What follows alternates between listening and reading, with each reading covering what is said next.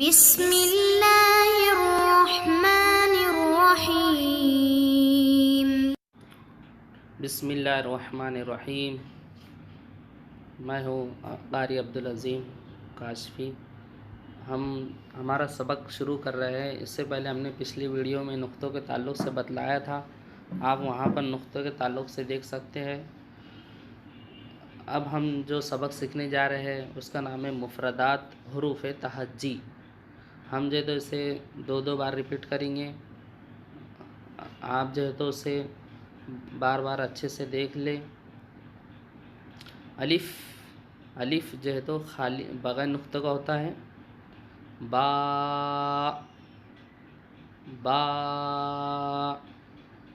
تا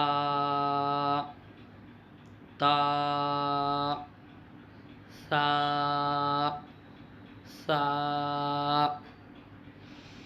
یہاں جو ہے تو تینوں کی شکلیں ایک جیسی ہوتی ہے۔ کب؟ جب کہ ہم اس کے نقطے ہٹا دیں۔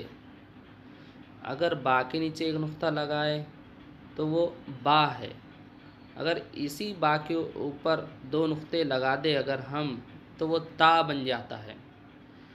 اب تا کے اوپر ایک نقطہ بڑھا دیا جائے تو 3 نقطے ہو جاتے ہیں، تو پھر وہ سا بن جائے گا۔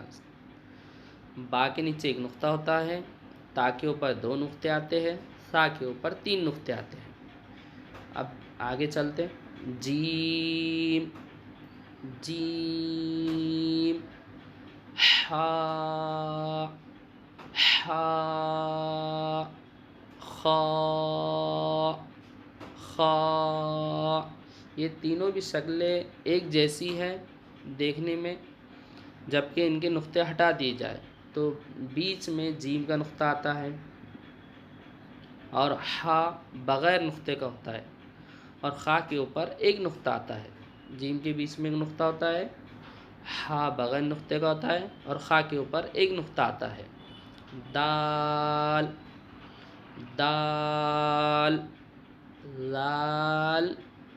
لال دونوں میں نقطوں کا فرق ہے۔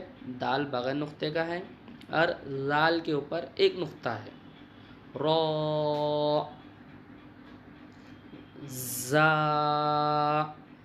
اسی طرح سے ہم پیچھے دیکھیں کہ را بغیر نقطے کا ہے، اور اس کے اوپر اگر ایک نقطہ آ جائے تو وہ زا بن جاتا ہے، اور زا کو سختی کے ساتھ ادا کریں گے۔ سین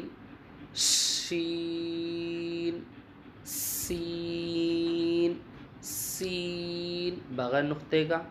شین اس کے اوپر 3 نقطے ہوتے ہیں جو شین کہلاتا ہے، اور جو بغیر نقطے کا ہوتا ہے وہ سین ہے۔ صاد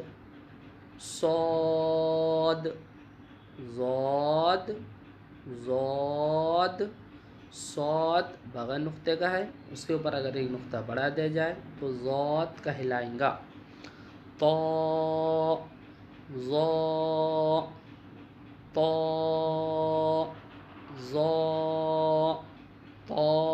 بغیر نقطے کا، اس کے اوپر اگر ہم ایک نقطہ بڑھا دیں تو وہ ضا بن جائیں گا۔ عین غین عین بغیر نقطے کا، اس کے اوپر اگر نقطہ لگا دیا جائے تو غین بن جائیں گا۔ فا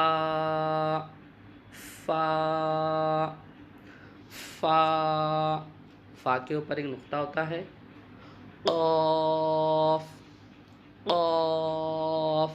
قاف کے اوپر 2 نقطے ہوتے ہیں۔ کاف لام